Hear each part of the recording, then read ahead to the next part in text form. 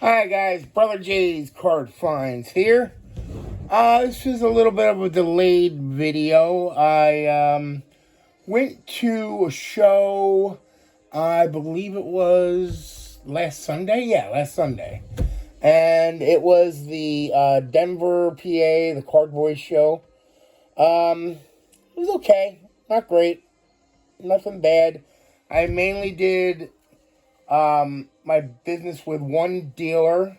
He's a gentleman that has had dollar boxes, and I've gotten some good cards there in the past.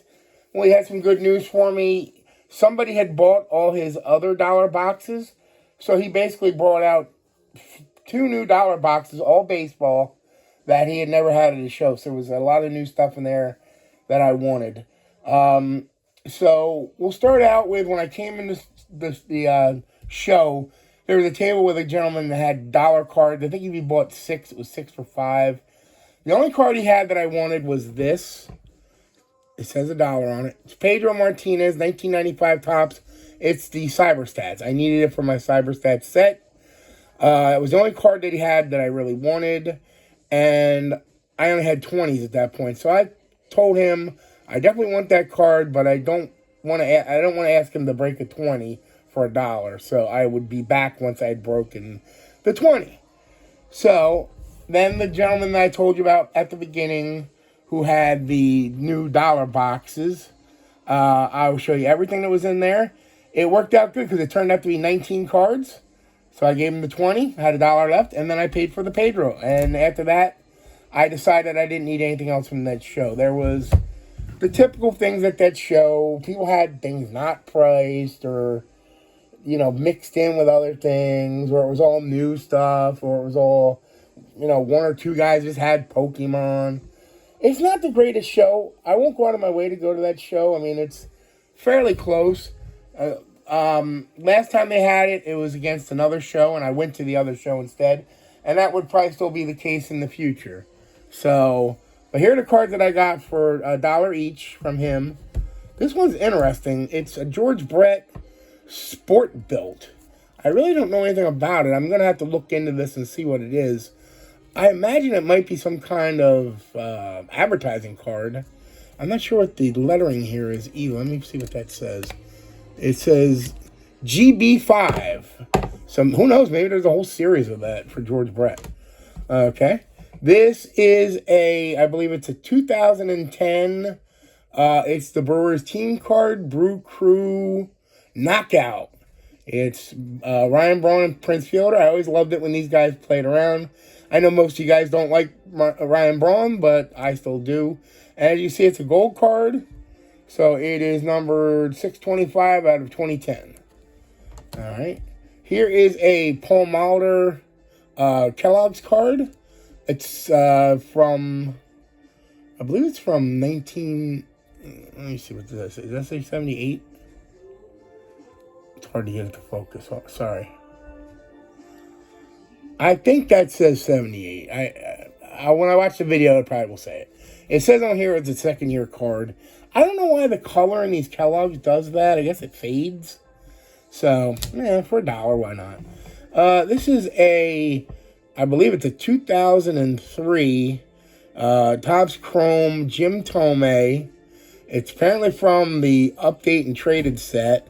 And as you can see, it's a refractor. So that's kind of cool for $1. Here is a baseball card magazine, 1992 Rookie Stars, Kenny Lofton and Jim Tomei. So that's pretty cool.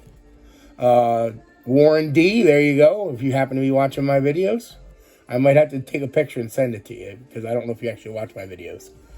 All right, we got a Kellogg's Ozzie Smith. And this is an 82, I believe. So this is one of his last ones as a Padre before he was traded to the Cardinals. So I thought that was kind of cool. This is a 1991 Fleer box bottom Nolan Ryan. It's apparently no-hitter number 3, which was versus Oakland in June 11th, 1990. 5-0. Of course, the blanket box. Yeah. The back of the card is blank. Excuse me. Easy for me to say, right? Another 82. This one's a Nolan Ryan. So I need one of those cloth buttons. Sorry, guys. 1984 Drake's Cal Ripken. So it's very cool. This, I think this is from a minor league set. Yeah, I'm pretty sure this is a 92 minor league Chipper Jones card. Needless to say, it is not his rookie, because his rookies were in 91. Here's a Randy Johnson 91 Studio. You're probably like, why would you pay $1 for that? Well, it's one of the studio cards I need for my set. So it's 116. I will never turn down a Bow Breaker for $1. So as you know, that's a very cool card. I'll take as many of those as I can get for $1. Here is a Ken Griffey Jr. Jimmy Dean 93. So there that is, the back of it. I don't believe I have that. If I do, it's a cool card. The Frank Thomases that I'm about to show you, the rest of the things the rest of the things I have should be Frank Thomas cards. And I did check them at the show to make sure that none of them were ones I already had. So here is a Cracker Jack. Not sure exactly what year. I think it was 2005. Would this say 2005? I'm not sure. National Pack Time. Donruss. I believe this was 95 it says on there. This is, I know I have this regular card, but this is the Electric Diamond. So, and I did not have the Electric Diamond version. Surprised I didn't have this card, because it's definitely familiar. Sorry, the price sticker's right over his face. See if I can pull it out so you can see it a little better. So, and that's a Frank Thomas, I believe it's an All-Star card from 94. So, there you go. And here's another Baseball Cards magazine. This is a cool one. Looks like a 1970. And there's the back with a cartoon. Yeah, that's cool. And I will always buy these for $1 as well. So, not the whatever, the phony one. That's a real deal. Obviously not a no name on front, but I don't think anybody would be that dumb to have one of those in a $1 box. Okay, so that was it for the Card Boys show. At that point, I don't believe I felt I had enough cards. So I left there fairly early, let's put it that way. And I saw in Lancaster, PA, which is not really that far from Denver, there was a card shop that was open at Sunday. They were going to open at, I believe it was 10 o'clock. When I got there, they weren't quite open. It's called Red Rose, I believe it's called. And it's in Lancaster, PA. And they have a ton of stuff in there. But everything is pretty much priced right where you would expect to pay for it. Nothing's really a steal of a deal in there. They have these cards. They have tons of boxes that you can go through.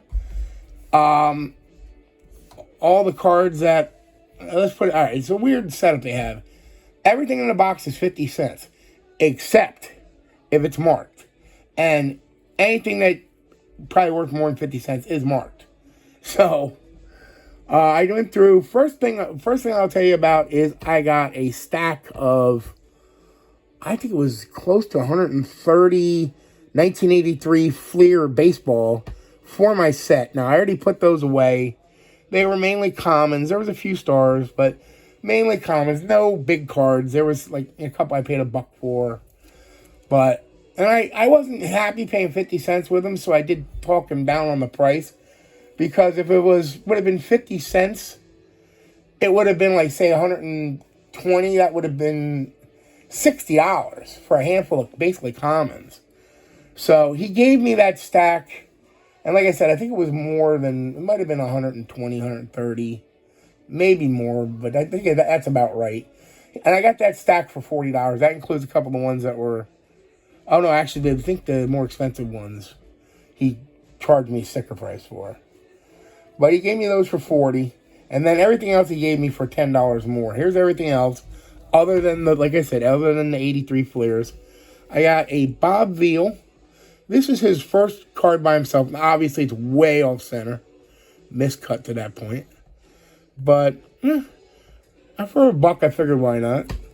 Here is a Sammy Sosa from 1998 Upper Deck, which I needed for my 98 Upper Deck set I'm trying to reconstruct. So that was $1. Bo Jackson, classic. I probably have this. I would not be surprised. I probably shouldn't have bought it. But, I don't know. Just bought it for the heck of it. Ryan Duran, I believe it's Post. Doesn't really say on here, but either Post or Jello or something like that. But I always like Ryan Duran with the glasses. I thought he was kind of like the modern day, not modern day, but the basis for like Wild Thing. So I like him. These were all 50 cents because they were not sleeved, not marked. 82 Johnny Bench. Here is I believe would be a 98 Todd Helton. It says star rookie, but however, this is the thing. It's actually a preview card. So you see it's if you can see that up there. I don't know if I can get it to focus, but it says 4 of 10. So it's a preview edition, though. So that's something you probably don't see a whole lot. Dylan Cruz. Prism from, I believe it's 2024. Here is a Mickey Mantle. It's an opening day. I love the red color on it. So it's the Mickey Mantle card, but from the opening day. So 50 cents, I didn't think that was bad. Neftali Feliz, first Bowman card. I collect a lot of it goes in my rookie box. It was, I'm pretty sure I didn't have that. Here is a pro debut, and this may be a more recent card. Not sure what year it says. It would sure help if I get things to focus, but anyway, I really should put something behind it, but the video's almost over. Spencer Jones, and it says Farm Fresh Features. So he was a top prospect for the Yankees for a while. I think he might have fallen off a little bit. This is a pro debut of Mike Bove. I got him because he's a Brewers prospect. So, thought it wasn't bad. And then this one did not have a sticker on it, so I think it was 50 cents. It's a Rocky Colavito from the embossed set. And it's actually in really nice shape for one of those cards. Sure, the back's a little tan, but... So I spent $50 there. And most of the cards you didn't see because they were already put away. But that's what I got there at that Red Rose shop. I would recommend them if you're looking for anything oddball.